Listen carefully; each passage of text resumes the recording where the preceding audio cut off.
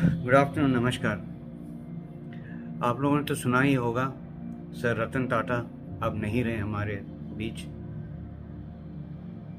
मेरे लिए personally from my growing up days एक रोल मॉडल रहे हैं। रोल मॉडल इसलिए क्योंकि वो एक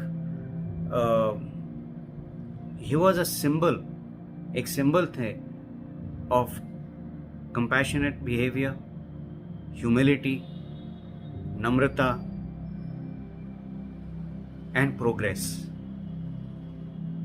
वो हर चीज को प्रोग्रेस की तरफ देखते थे, और प्रोग्रेस खुद के लिए नहीं, प्रोग्रेस सबको साथ लेकर प्रोग्रेस होना, सबको साथ इकट्ठा करके सबकी भलाई के लिए काम करना। वो एक पारसी हैं, पारसी थे। पारसी आप जानते हो या नहीं, एक कम्युनिटी ऐसी है जो माइनॉरिटी की माइनॉरिटी की माइनॉरिटी है। दुनिया में लगभग सिर्फ 1 लाख पारसीज रह चुके हैं, और ये कम्युनिटी ऐसी कम्युनिटी है। मैं प्रशंसा इसलिए कर रहा हूं क्योंकि मैं खुद एक पारसी हूं, नंबर 1, और जिस फाउंडेशन, जिस वैल्यू पे ये काम करती है और जीती है, वो तब से लेकर आज तक अभी भी हर एक पारसी के अंदर जिंदा है, और वो है सबकी भलाई के लिए काम करना, देश के लिए काम करना।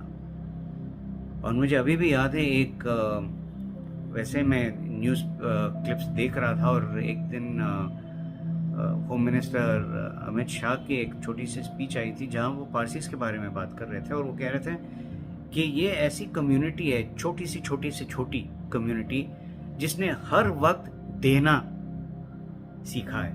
हर वक्त बस देते ही गए, देते ही गए, देते ही गए, देश के लिए, समाज के लिए, समाज की भलाई के लिए।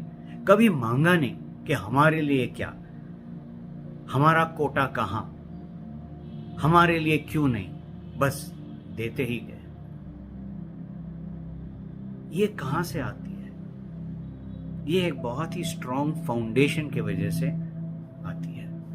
सर रतन टाटा एक ऐसे इंडिविजुअल है, ऐसे महान आदमी हैं जो हर दिशा में रोल मॉडल रहे हैं। बिजनेस सबके भलाई के लिए, फिलैंथ्रोपिक वर्क सबके भलाई के लिए, यहां तक कि जानवर, पेड़ पौधों के लिए भी इतना किया है कि अंदाजा लगाना भी मुश्किल है, क्योंकि ये सब कुछ बाहर आती नहीं है, और खुद तो कभी नहीं बोलेंगे।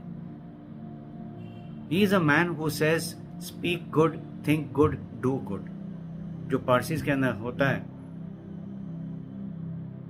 think good, speak good, do good. He lived by that. Integrity, honesty, सच्चाई, ये इनके अंदर कूट कूट के था। इसलिए जो इंडस्ट्री, जो एम्पायर इन्होंने खड़ी की है, जो JRD टाटा से लेकर इनके पास आई है, मल्टीफुल फोल्ड। इनके बहुत सारे ऐसे एग्जाम्पल्स हैं वेयर उन्होंने नम्रता से बड़े बड़ों को जीत लिया है। कभी अपने लिए या अपने शान के लिए कुछ नहीं किया है।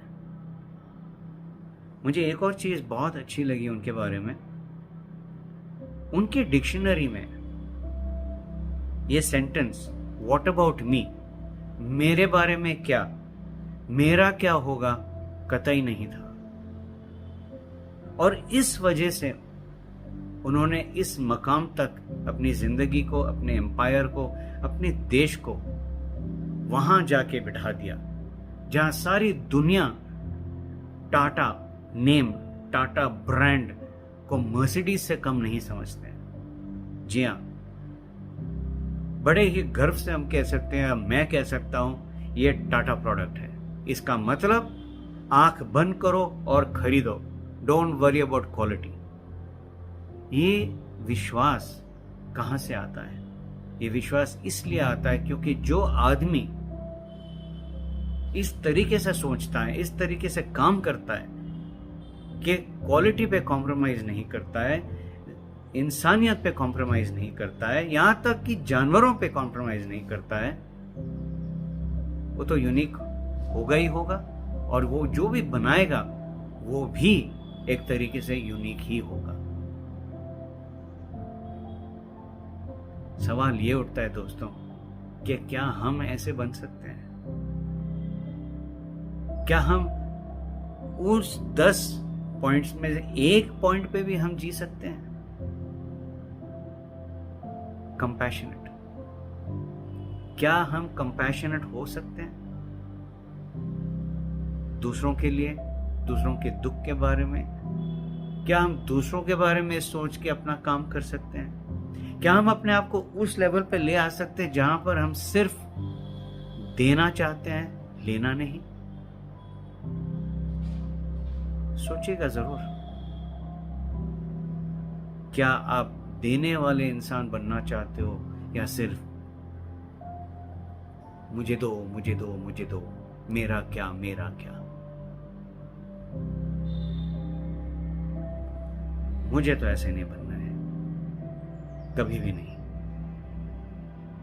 हर सवेरे जब मैं उठता हूं, मेरी एक ही दुआ है कि मुझे इस तरीके से काबिल बनाओ कि मैं देता रहूं, जिंदगी भर देता रहूं, ताकि किसी और का भलाई हो। मेरे एक्सपीरियंस से, मेरे तजुर्बे से मैंने जो भी सीखा है, जिस तरीके से भी मैंने हार्ड वर्क करके पाया है, मैं दूसरों को भी सिखा सकूं कि शायद ये आपके काम आ सके। तो आप जरूर सोचिएगा, आप किस तरीके के इंसान बनना चाहते हो, और आप कौन सी लेगेसी छोड़ना चाहते हो? सोचिएगा।